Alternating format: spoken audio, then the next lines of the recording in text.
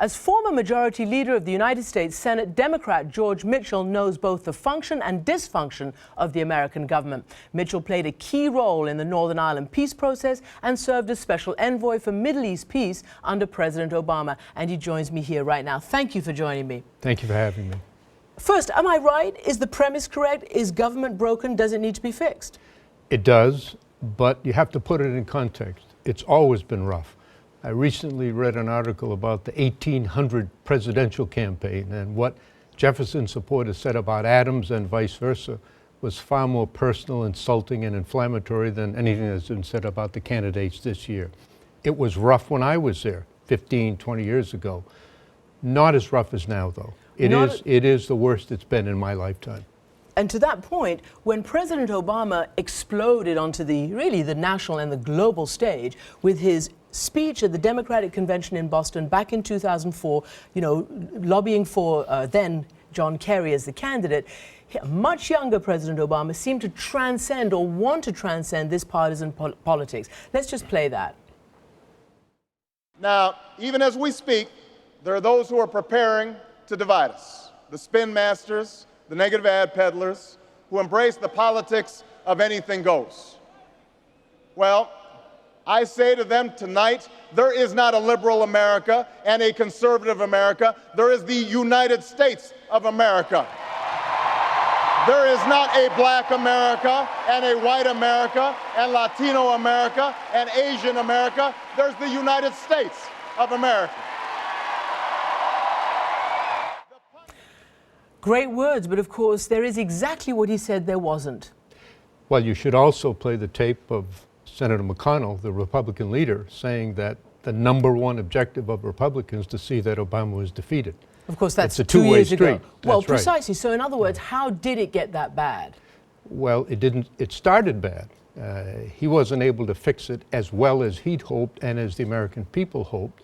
Let's all of us hope that in his second term, there will be more of a coming together, a recognition on both sides that the course they're following is destructive to both and, more importantly, to the country. Well, you are a politician and you're very good at looking at the numbers. What is your prediction right now? Who will win? Well, I'm not very good at predicting elections. I watch you and the other channels. You've run many elections, I Senator. have indeed. I think Obama will win in a close election. A close election? Yes. And will that increase the partisan nature of the politics right now? Will that increase the deadlock and the gridlock, or does that somehow give him the ability to wipe the slate clean, as he believes he can?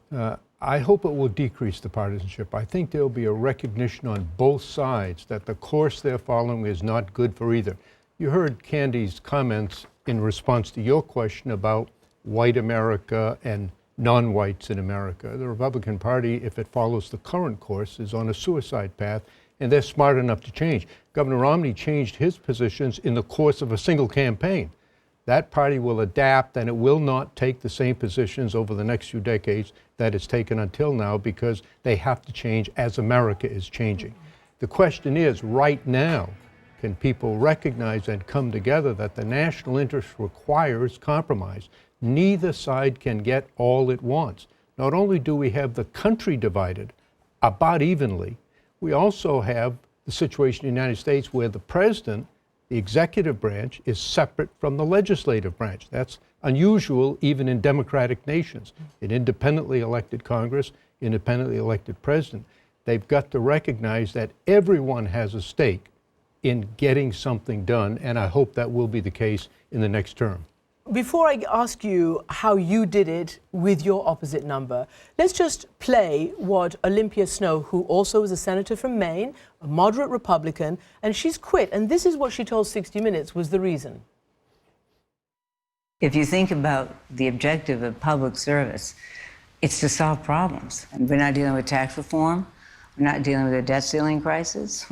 We're not dealing with the automatic cuts. We're not dealing with the expiration of the tax rate. I finally said one day, is there something else we're doing that I'm not aware of? So she is pretty desperate about that. She's known as somebody who has crossed the aisle and does work with the opposite side.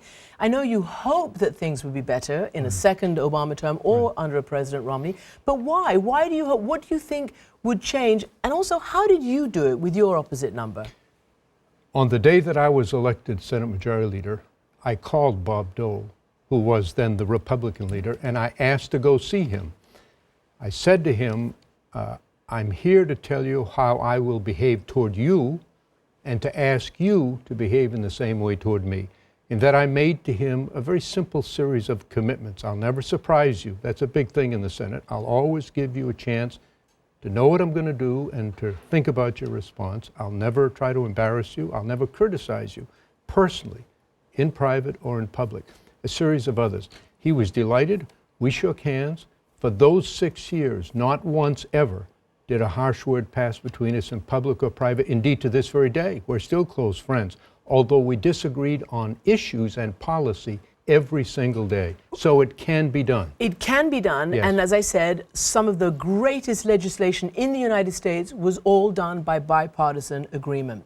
Do you think that that's possible today? Because almost nothing has had bipartisan agreement, the things that have been passed recently under President Obama. But look, if Romney wins, it will be because he changed his position during the campaign. He obviously concluded that the far-right positions that he took to win the primary were not selling to the American people, the broad middle. And so he made a clear and calculated decision to shift to a more moderate set of positions.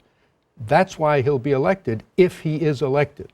I don't think he will be, but in that case, that ought to be a lesson for everyone. On the other hand, if Obama is elected, as I expect, I think both parties will recognize that they have an interest in trying to come together at least sufficiently to solve the major problems, the so-called fiscal cliff that we face and other events in coming months. They're never going to agree on everything. Nobody wants that. We don't want a one-party system. We want two competitive parties, but competitive within a set of, I guess, constraints that limit the differences to issues and principles and debate them openly and vigorously before the American people. Senator Mitchell, thank you very much indeed for joining me. Thank you, Christine.